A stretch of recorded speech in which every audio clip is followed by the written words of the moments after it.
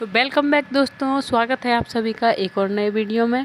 ये वीडियो होने वाला है कुछ खास। मैं जा रही हूँ कहीं स्पेशल जगह पे। वो स्पेशल जगह कौन सी है आप सभी को थोड़ी देर में पता लग जाएगा। पर मैं रेडी हो चुकी हूँ जाने के लिए और यहाँ पे शिवांश को भी मैंने रेडी करके बिठा लिया था गाड़ी। तो अभी सुबह के 7 बज रहे हैं और मैं यहाँ से निकल चुकी हूँ, इसलिए शिवांश थोड़ा लेजी सा लग रहा है देखने में, क्योंकि उसकी नींद अभी पूरी नहीं हुई है। तरीके का आज का सफर शुरू हो गया है। सुबह सुबह उठकर बाहर की हरियाली देखना एक अलग ही जोश लगता है। सुबह की चमकती हुई धूप की वजह से पेड़ों का रंग कितना खिल रहा है, क्योंकि मेरी आंखों को ग्रीनरी देखना बहुत पसंद है। मैं अगर चाहूँ तो मैं घंटों तक सिर्फ हरियाली को देख सकती हूँ। और यहाँ पर मैं शिवांश को हंसाने की कोशिश कर रही हूँ और मुझे लग रहा है मैं शायद थोड़ा सा सक्सेसफुल हो गई, थोड़ी सी स्माइल उसके फेस पे आई गई। हमारे साइड में थे इतने सुंदर सुंदर प्यारे प्यारे गेहूं के खेत, जिनमें गेहूं कटे हुए रखे हैं, क्योंकि ये फसल रबी की फसल की कटाई का समय चल रहा है। और अब आ गया है चंबल का बियड़, और चंबल का बियड़ देख के आप लोगों को शायद समझ में आ गया होगा कि मैं कहाँ जा रही हूँ। तो हाँ दोस्तों, मैं अपने घर पे जा रही हूँ एक बार फिर से, क्योंकि वहाँ पे रामायण पाठ का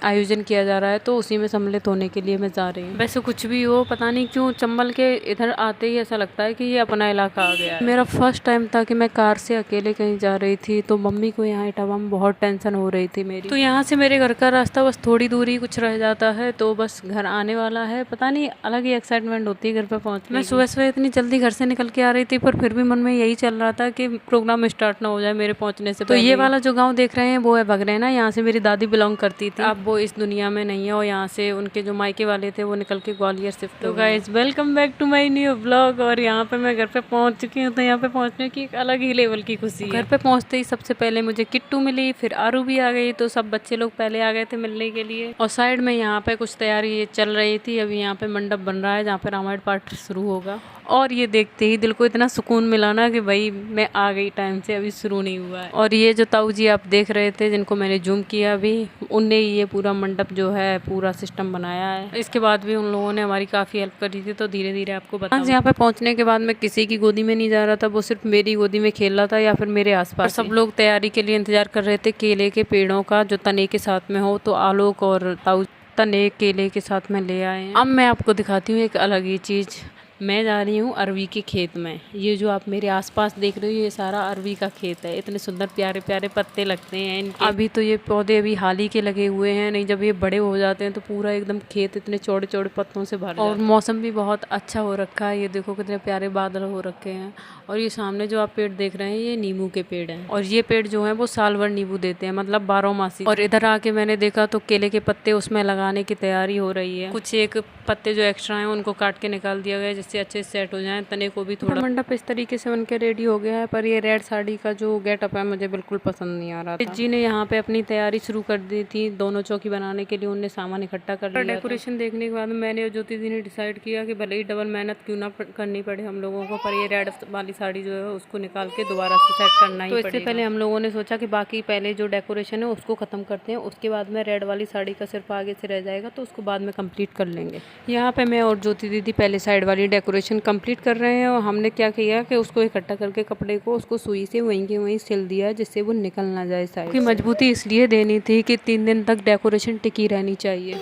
तो यहाँ पे पंडित जी अपनी तैयारी लगा रहे हैं पूजा की। एक्चुअली में ये जो चौकियाँ हैं इनके ऊपर में कलश की स्थापना की जाएगी, तो इसके लिए इनको बहुत सारी दालें होती हैं और उससे चावल से इसको सजाना रहता है, तो पंडित जी वही काम कर रहे हैं। इधर हम लोगों के मन में ये भी चल रहा था कि ताऊ थोड़ी देर के लिए गए हुए हैं, उतनी देर में यहाँ पे हमारी डेकोरेशन हो जानी चाहिए, नहीं तो आके हम लोगों को डांट लगेगी। और पंडित जी ने अपना काम पहले ही शुरू कर दिया था, तो उनका तो पहले ही पूरा हो ही जाना था, तो डांट सारी हमारे ही सिर आती, तो इसलिए हमने सोचा कि हम अपना काम पहले ही खत्म। तो यहाँ पे कुछ इस तरीके का सीन चल रहा था। और गैस ये देखो, अब ये रेड वाली साड़ी है, इसको हमने दोबारा से निकाल के फिर सेट किया है। ग्रीन वाली साड़ी की जगह हमने येलो लगा दी, क्योंकि ग्रीन से थोड़ा ऑड लुक आ रहा था, येलो लगा के थोड़ा बेटर लग रहा था। साइड से डेकोरेशन कुछ इस तरीके की थी। कुछ दीपावली की मालाएं भी पड़ी हुई थी, गेंदा फ्लावर जो होता है आर्टिफिशियल वाला उसकी, तो वो भी हमने अटैच कर दी इसमें। डेकोरेशन ऑलमोस्ट कंप्लीट हो गई थी। अब सिर्फ इसमें लाइट लगाना रह गया था और नीचे के लिए गद्दी बनाने के लिए रह गया था। तो ज्योति दीदी और मैं ये गद्दी बनाने का काम कर रहे थे अभी। और यहाँ पे जो टेंट वाले भैया थे उनका भी काम टाइम पे पूरा ही था।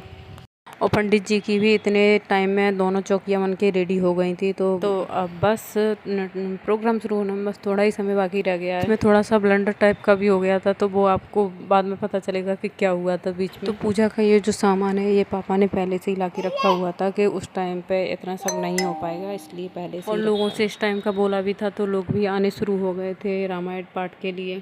अब बस थोड़ा सा ही काम बाकी है। आलू के अंदर लाइट लगा रहा है, मैं और ज्योति दीदी इसको बाहर से सिल रहे हैं। अब बाहर से बहुत नीचे से और लग रहा था, इसलिए हमने पिंक साफा लेके और उसको सामने से एकदम ऐसे अटैच कर दिया जैसे ये इसी में जॉइंट है, और उसको साइड से धागे से सिल दिया, जिससे अगर हवा भी आ जाए ना तो वो हवा के झोंके से अंदर की साइड ना जाए। तो गाइस फाइनली डेकोरेशन का काम खत्म हो गया है और यहाँ पे प्रिया ने अंदर चौक बना दिया है। चौक का मतलब है जो रंगोली होती है उसी को हमारे यहाँ चौक बोलते हैं, पर ये आटे और हल्दी से ही बनाया जाता है और इसके बीच में थोड़े से चावल रख दिए जाते हैं। तो अब हमारा काम भी कंप्लीट है और पंडित जी का काम भी कंप्लीट है। तो बस अब यहाँ पे पाठ की शुरुआत होने वाली है। रामायण पाठ के लिए पंडित जी गद्दी पर आने के लिए रेडी है और यहाँ पे वो अपनी चौकियों को सेट कर रहे हैं पहले, जिसमें कलश की स्थापना की जाएगी। आलू का थोड़ा बस पिलर के ऊपर में लाइटिंग का काम रह गया था, वो काफ़ी बचा हुआ था, तो मैंने भी उसमें काफ़ी हेल्प करा दी, जिससे वो जल्दी कंप्लीट हो गया। और यहाँ पर जलाई जा रही है जोत, जो मतलब जब तक रामायण पाठ चलता है तब तक जलती रहती है, उसको बुझने नहीं दिया जाता है। अगर आपको बीच में बत्ती चेंज करनी है तो उसको आप दूसरा दीपक जला के रख लो उसके बगल में, फिर उसी दीपक से उसको जला दो वापस से, ऐसा किया जाता है। और यहाँ पे पंडित जी अपनी जगह पे आके बैठ गए हैं रामायण पाठ शुरू करने के लिए, तो बस